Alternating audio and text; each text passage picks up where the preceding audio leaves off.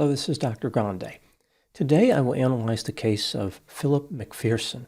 First, I'll look at the background of this case, move to the timeline of the crime, then offer my analysis. Philip Everett McPherson was born in 1988 and lived in Clinton, New Jersey. In April 2019, he obtained a private pilot certificate. When he attempted to obtain his commercial pilot certificate, he ran into some difficulty. He failed the examination twice. I'm referring to the practical test here. On his third try, in December 2019, Philip finally passed. In March 2020, he obtained his flight instructor certificate. Philip started giving flight lessons at the Central Jersey Regional Airport in Hillsborough, New Jersey. During a lesson on November 18, 2020, Philip had trouble landing in windy conditions, so he executed a go-round. On his second attempt to land, he made it onto the runway, but then drifted into the grass. When he tried to get out of the grass, the nose wheel broke, and his plane flipped over. He and his 52-year-old student escaped uninjured, but the aircraft was totaled. On March 6, 2021, during another flight lesson at the same airport, Philip traveled off the runway into a snowdrift. He damaged the propeller and the wingtip of the aircraft. This resulted in Philip being fired. In April 2021, Philip took a job as a flight instructor with a company called ProFlight Aero Flight School in Easton, Pennsylvania. While he was there, the FAA received a complaint about him. After investigating this complaint, officials concluded there was reason to question Philip's competence as a certified airman. In the interest of safety, there needed to be a re-examination of his qualification. On September 29, 2021, Philip attempted the re-examination. During an exercise where he was aborting a landing and executing a go-round, the examiner became worried about a potential collision and took control of the aircraft. Not surprisingly, Philip's attempt to convert an examination into a near-death experience resulted in a failing score on the test. This is almost as bad as running over a pedestrian during a motor vehicle driving test. To be fair, Philip lived in New Jersey, where hitting somebody might still count as demonstrating a required skill. Philip had the option of re-examination. However, he surrendered his pilot certificate on October 7, 2021, and never retested. He was given a temporary airman certificate, but he allowed this to expire a month later. This should have been the end of his flying career, but Philip was not going to give up that easily. He went on to provide more than 40 flight lessons to student pilots at 2 airports in Pennsylvania. Now moving to the timeline of the crime. On September 28, 2022, 34-year-old Philip McPherson was at the Queen City Airport in Allentown, Pennsylvania, along with a 49-year-old student named Keith Kozel. Keith owned an IT consulting company and lived in nearby Easton. The plan for that day was to give Keith more practice with soft field takeoffs. He was an advanced student and had already conducted over 30 soft field takeoffs, but Philip believed his skill in this area needed improvement. The two men were in a 1968 Piper 28-140 Cherokee. This is a single-engine, propeller-driven, low-wing aircraft with fixed landing gear. It is known for having docile flight characteristics, stable handling, and straightforward systems, making it a popular choice for primary flight instruction. Philip and Keith took off from runway 25. 1 mile from the Queen City Airport, the aircraft slammed into trees in a residential neighborhood. It ended up near a house on Keystone Road. The aircraft caught on fire. The owner of the house pulled Philip from the burning wreckage, saving his life.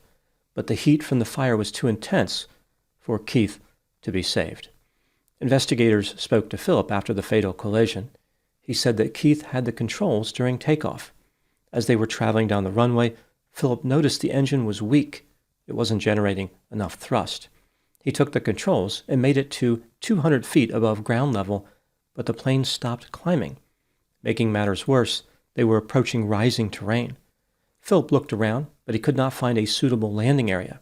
The aircraft descended into the trees. Investigators noticed that Philip did not have a commercial pilot certificate, yet he had continued flying and training students. Anyway, Philip McPherson was arrested and charged with involuntary manslaughter, conspiracy to commit an offense against the United States, conspiracy to commit wire fraud, obstruction of an administrative proceeding, and serving as an airman without a certificate. The owner of the flight school, Newman Salim, was also arrested because he knew Philip wasn't certified, but let him fly anyway. Newman's case resolved prior to Philip's case. On May 22, 2024, Newman Salim pleaded guilty to obstruction of an administrative proceeding, conspiracy to commit wire fraud, and criminal conspiracy. On October 15, 2025, Philip McPherson pleaded guilty to 43 charges, including involuntary manslaughter. As part of his plea deal, Philip agreed to a permanent revocation of his pilot certificate. He is scheduled to be sentenced on January 17, 2026, and will face a maximum of 153 years in prison. Now moving to my analysis. The theme that emerges in the case of Philip McPherson is how he always pushed forward when running into obstacles. He failed at his first attempt to get a commercial pilot certificate. This happens to about 15% of applicants, so it's not necessarily unusual. Failing on the first try doesn't mean that the applicant should automatically give up. It doesn't necessarily indicate incompetence. Philip failed at his second attempt. Only about 5% of applicants fail on the second try. This means that only 0.75% of applicants fail twice. That's a decent indicator that being a commercial pilot might not be the best course of action for the applicant. But Philip pushed forward. He even decided to get his flight instructor certificate. Philip believed that with his skill level, he should be training other pilots. This indicates he was not aware of his own incompetence. In November 2020, Philip landed a plane in an airport where there was an unacceptably strong crosswind. At least it appears that way. He could have flown to a different airport, but he decided to push forward. The result of Philip's decision was the aircraft flipping over and being totaled. This would have been a good time to give up flying as a career choice, but that was not how Philip was wired. Not surprisingly, he kept moving forward. Just a few months later, he slammed his aircraft into a snowdrift, causing damage to the plane. It's not clear what exactly happened, but it would be reasonable to believe that Philip was at fault. Most pilots believe it's a good idea to avoid snowdrifts. This was yet another opportunity for Philip to reevaluate his career choice, especially because he was fired as a result. Unfortunately, Philip couldn't take a hint, and he continued flying. The FAA received a complaint about Philip. The nature of the complaint was never revealed, but it was probably something bad because they decided a re-examination was necessary. During this test, the examiner felt compelled to take control of the aircraft, concerned about a crash. Philip failed, a familiar outcome for him. For a moment, it appeared as though Philip had learned his lesson. He didn't bother taking a retest, surrendered his commercial pilot certificate, and failed to renew his temporary certificate. If Philip had stopped there, he could have avoided disaster, but that would have made too much sense for him. He continued offering lessons. Considering how Philip had difficulty learning about aviation, one could argue that he did not comprehend how these certificates worked. He retained his flight instructor certificate, but that is not valid without a commercial pilot certificate. Maybe Philip didn't understand this and thought, well, I'm still a flight instructor because I have this certificate. His misunderstanding would have been a possible, albeit weak, mitigating circumstance. The problem is, Philip was actually advised by his attorney not to fly. He knew he could not function as a pilot, yet he decided to push forward. On the day of the fatal collision, Philip continued his tradition of forward movement. For soft field takeoffs, which is what he was practicing with the student that day, the aircraft they were in required about 1,800 feet of runway. The runway they were using was 3,950 feet. Philip admitted that he noticed the engine was noticeably weak. He could have easily aborted takeoff. He chose to take off anyway. It appears as though there was an open field not far from the end of the runway. This would have been an acceptable place to conduct an emergency landing, certainly better than hitting trees. Philip flew right past the field and crashed the aircraft. The Piper Cherokee only had a door on the right side, and Philip was in the right seat. This position allowed him to be rescued. Keith was not as fortunate. Philip killed Keith with recklessness. This was Philip's last example of pushing forward, consistent with the theme of his life. He kept pushing until someone died. It's not clear what Philip was thinking during the many poor decisions that he made. Did he believe he was invincible? Did he have a sense of entitlement? Did he actually believe he was a good pilot? Was his behavior due to a lack of insight?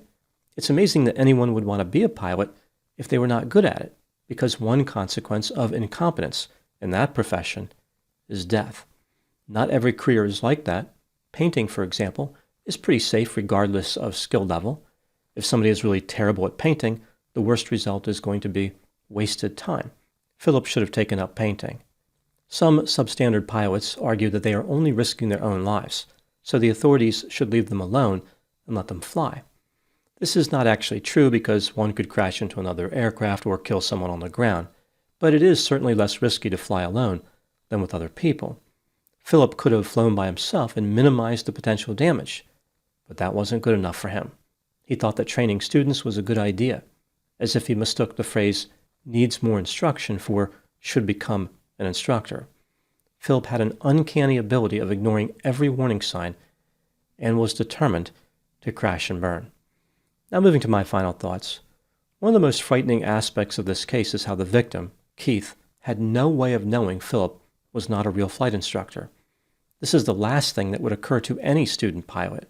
The one thing they can count on is having a responsible and qualified flight instructor. This reasoning kind of makes sense, because if a plane crashes, both the student and the instructor could be killed. Why would the instructor want to risk dying? Would the instructor be afraid of their own incompetence? Tragically, in this case, the instructor was not. He embraced his incompetence with every flight. Those are my thoughts on the case of Philip McPherson. Thank you so much for watching. I'll talk to you soon.